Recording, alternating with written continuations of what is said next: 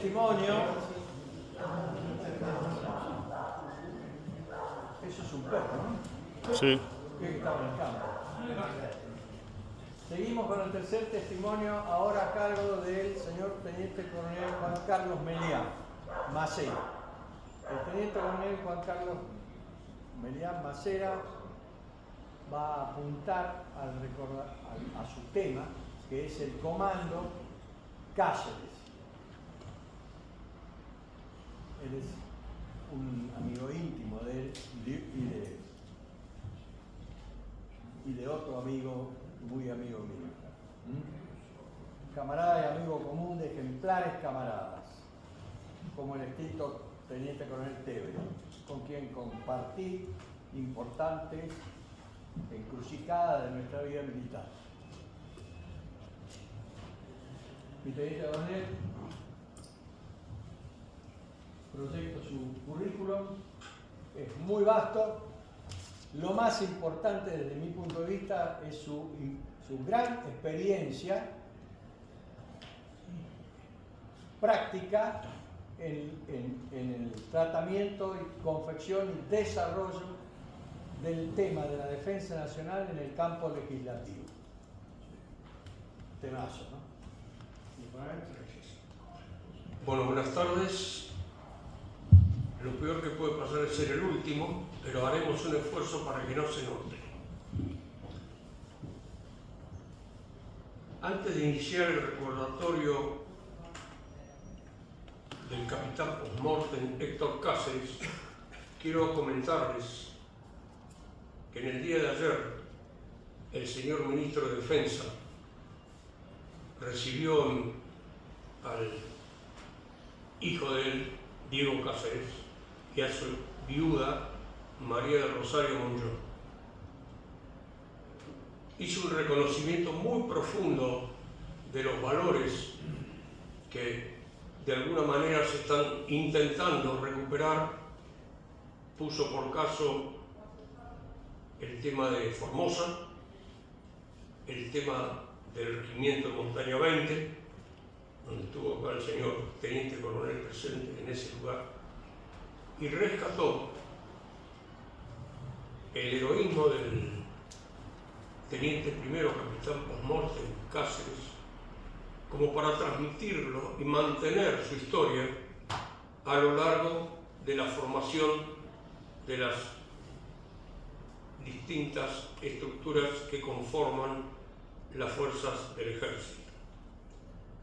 Primero porque la forma en que se produjo el suceso nos pone a nosotros, los que quedamos de este lado, a merced de reconocer y sentir la obligación de validar el momento en que él jugó y arriesgó su vida para proteger al camarada. Esto fue en el día de ayer. Para nosotros tuvo mucha validez como promoción 97, representé a la promoción y el motivo de mi invitación es que el hijo de Diego Cáceres, cuando fallece el padre, estuvo al cuidado de mi familia bastante tiempo. Por lo tanto, Diego reconoce, hay dos camaradas más con el cual él buscó conocer la personalidad de su padre. Hoy están fallecidos el general de división Ebergisto Arturo de Vergara y el teniente coronel Osvaldo Raúl Tevere, también fallecido. Esto no quiere. Por ahora quedo yo solo. Lo importante de esa decisión del hijo, y que luego él la transmite y se la transmite al ministro, es poder validar quién fue su padre, al cual no conoció. Y a medida que fue creciendo y desarrollando su persona, le explicaba al ministro, se despertó en él cuál era esa valía. Y el ministro, la verdad que se sorprendió de cómo un niño, que ni siquiera era niño, un bebé, podía a lo largo del tiempo empezar a buscar quién fue su padre.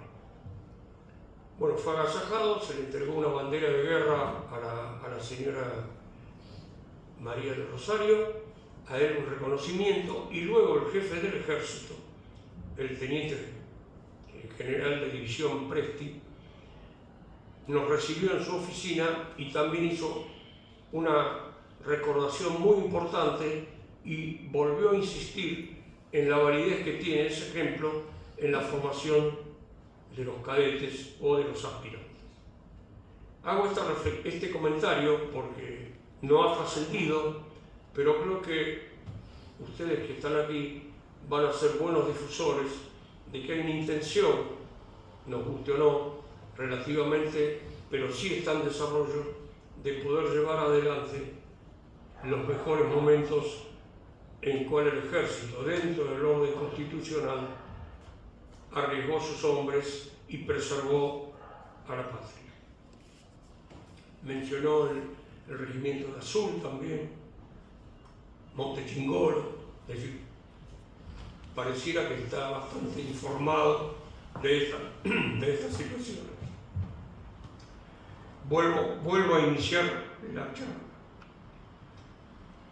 El operativo Independencia, yo voy a ser más rústico y no voy a ser tan semántico, ni con la doctrina, ni con la guerrilla, ni con la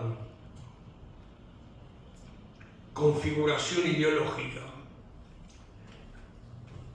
Combatimos la guerrilla y el operativo es Independencia, lo cual no quiere decir que esté en desacuerdo con lo que se expresó. Les pido disculpas, pero los 50 años que se han cumplido de este momento en que el teniente primero, capitán post-mortem Cáceres dio la vida, a veces nos llevan también a no tener en claro cómo nos adiestraron.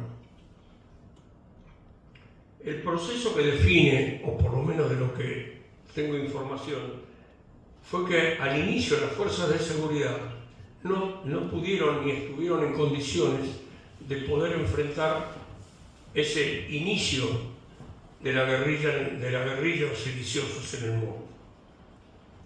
Ese fracaso de las fuerzas de seguridad, como describió el teniente coronel Valiente, fue justamente que la confianza de esos pobladores del Piedemonte habían depositado en esas fuerzas.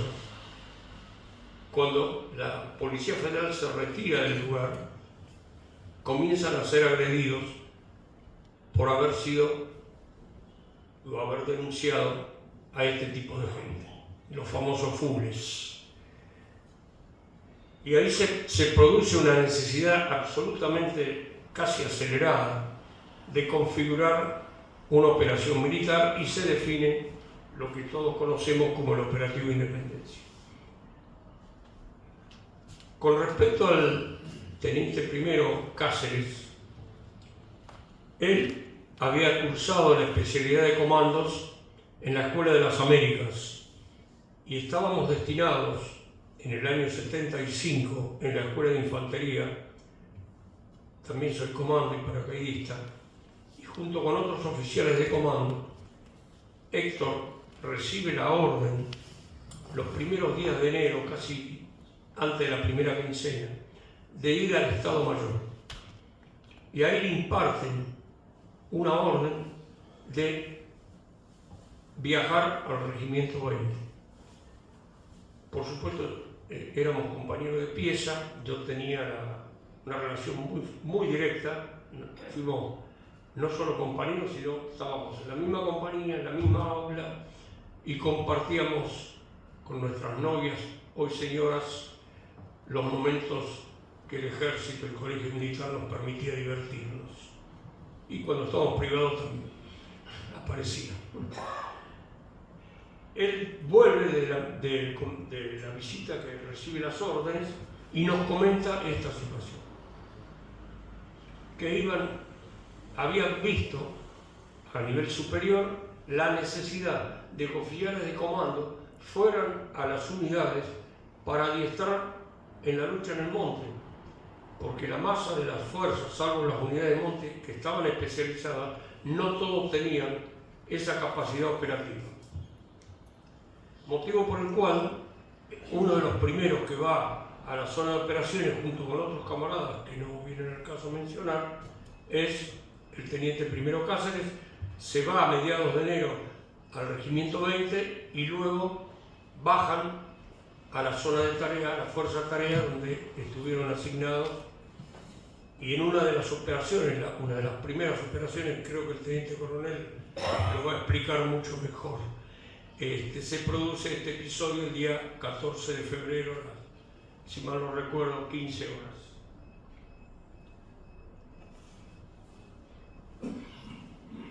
Cuando ahí yo traje unos recortes de los diarios donde hace mención al sepelio del capitán postmortem, el discurso del teniente general Anaya y el posterior sepelio en la ciudad de Mendoza, donde él tenía su familia.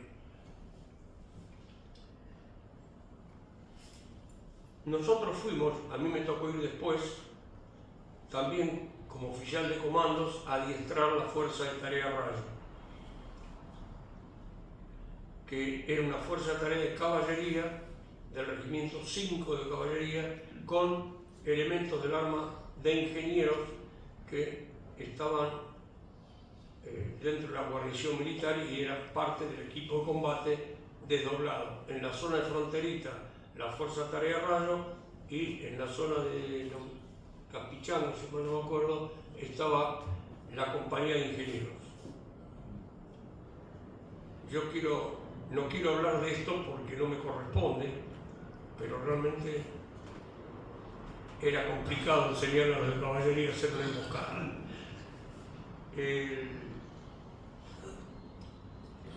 Este fallecimiento en combate nos rescata desde nuestra formación de soldados, nos rescata básicamente algo muy importante y que creo que es lo que debemos de alguna manera mantener vigente, que un poco en el día de ayer con el ministro se pudo explicitar.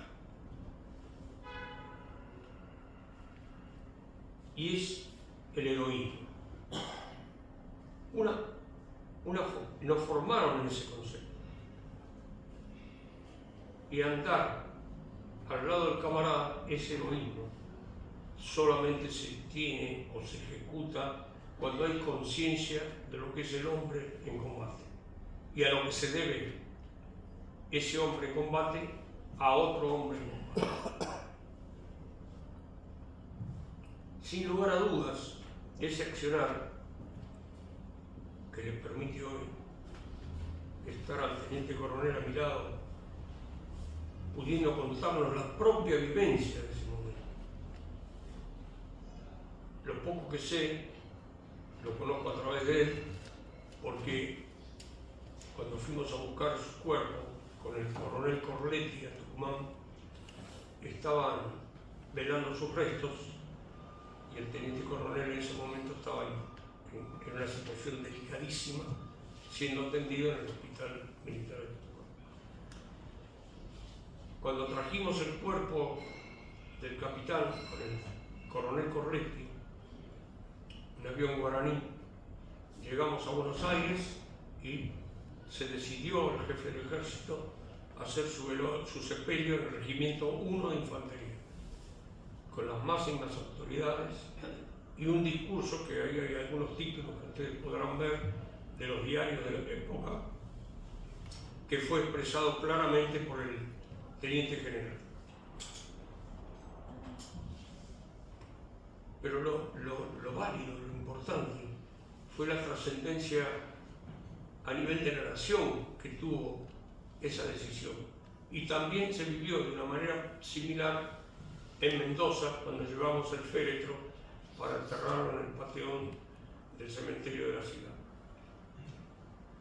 Mucha gente, me acuerdo, y una gran concurrencia de esa ciudadanía que de una u otra manera estaba agradeciendo ese heroísmo al teniente primero. Envuelto en la bandera, con su gorra y su sable, le entrego a la señora dichos elementos Y me dice, ¿y esto para qué me sirve si no tengo a mi marido?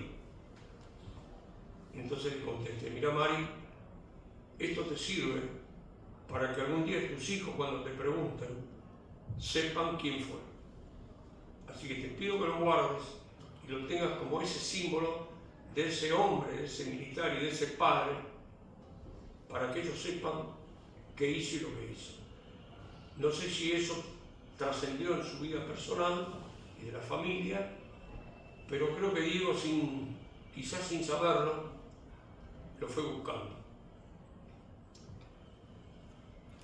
No quiero hacer esto mucho más largo, porque no quiero hablar, ni voy a hablar, de lo que sería la parte que a mí me tocó vivir en Tucumán.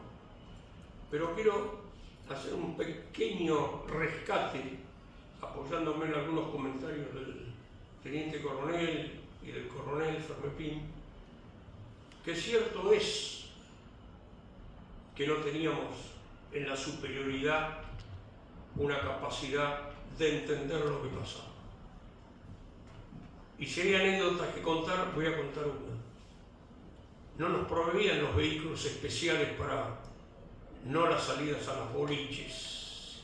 Hacíamos inteligencia como mejor podíamos en la Fuerza Armada. Y el teniente coronel Joaquín Cornejo Alemán ordenaba que fuéramos a buscar autos. Y nos pasamos con un grupo una noche en un calabozo, en un pueblo. Al otro día, cuando nos sacaron, lo fui a ver al coronel Menéndez, quien fue gobernador de Malvinas, y con el cual, a la luz de esas situaciones, trabé una relación personal hasta el momento de su fallecimiento. Y le dije que sentía vergüenza por lo que hacían. Y la pregunta es, ¿no hay disponibilidad para que se provean los elementos?